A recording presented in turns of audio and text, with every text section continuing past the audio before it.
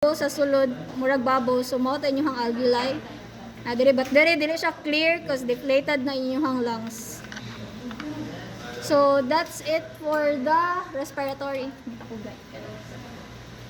Ano ka na ina ko sa sunod, last na sa respiratory ba? Check daw the manual.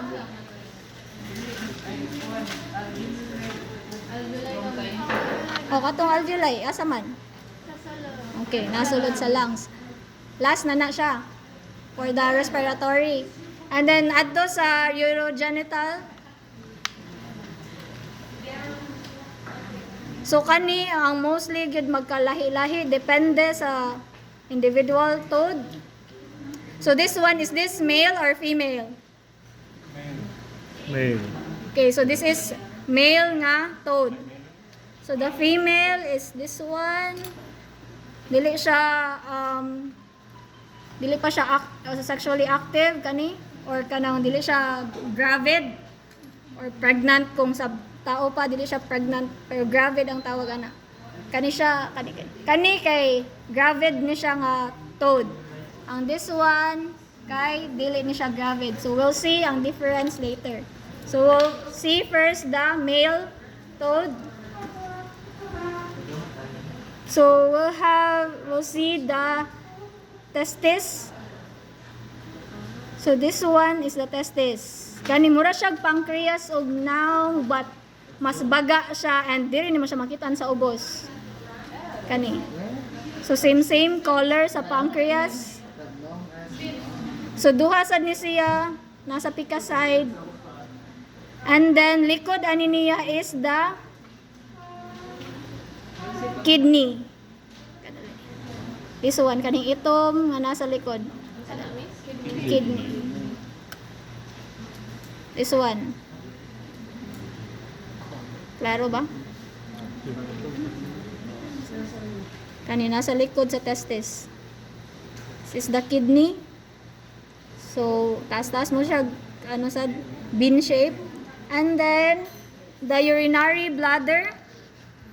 This one. So duha sad ni siya nasa pika side. This is the urinary bladder kaning gikuptan. Nasa pika side. And then what else? Mura ba to? Ano pa to? Ang katong mga tubules or mga ducts kay dili siya makita here. Kay very small na siya sad. The fat body or the corpora adiposa. This one. Yes. So unsa may gamit ani niya? So connected ni siya, sort of connected ni siya sa testis. So ikuan tanawon nimo sa likod, duol ra ni siya sa testis. Here. Dara iyang end and dara ang testis.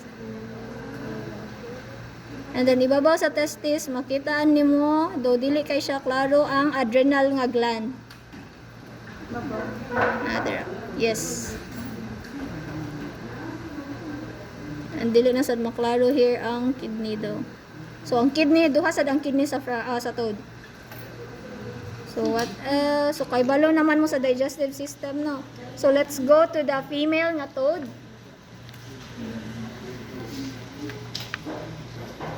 So you can see the difference between these two female toads. Kani ang non-gravid. This one is the gravid. So you can see nga naay organ nga very large and kanaiyaha kaning small. So unsa ni siya? Dara. This is it's not the ovary but duol siya. So this is the oviduct. Oviduct or the fallopian tube. Oviduct kani entire kani until here. Yeah, oviduct na lang. Oviduct. This one also is the oviduct. Kani. This is the oviduct. And then the ovary here is nasa sa front sa kidney. So dara ang kidney, mas klaro sa ang kidney diri. Very big ang kidney sa kaning frog. This one, ang kidney. So kani ang kidney. Yes. Ang ovary is this one. Nya kaning ni connect or nakapilit paminaw sa kaning nakapilit sa ovary nga murag plastic mo na siya ang mesovarium. So mesentery siya, so specific name for this mesentery is mesovarium. Okay, and then so let's go back to the oviduct. So kaning anterior or upper portion of the oviduct is kaning opening or end. So oviduct is the ostium or ostia kung plural. Kani free end. And then for the pinakaubos nga end na amoy makita diri nga medyo flat nga oviduct. This is the ovisac. Ovisac. Mas maklaro siya sa kaning gravid nga frog, toad. So dara iyang ostium here. Ostium iyang ovisac is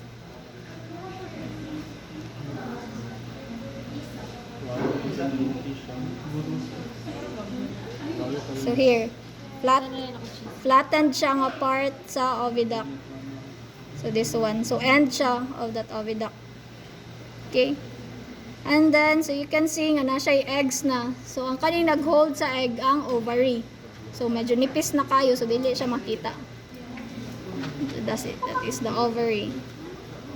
So same. So one pair gihapon na siya, left and right. The eggs.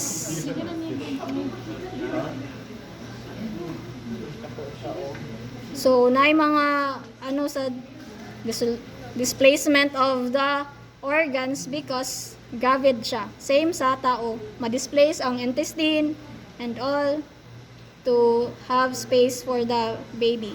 So, kani ang unsa man ni? Kani unsa ni? Kani stomach. Kani unsa man ni?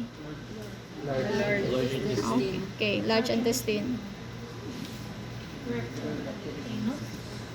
Okay.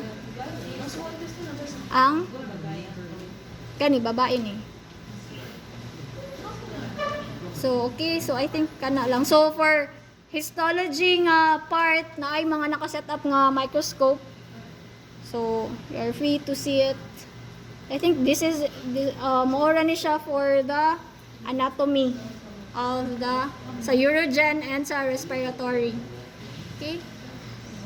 Paturata. Let's go.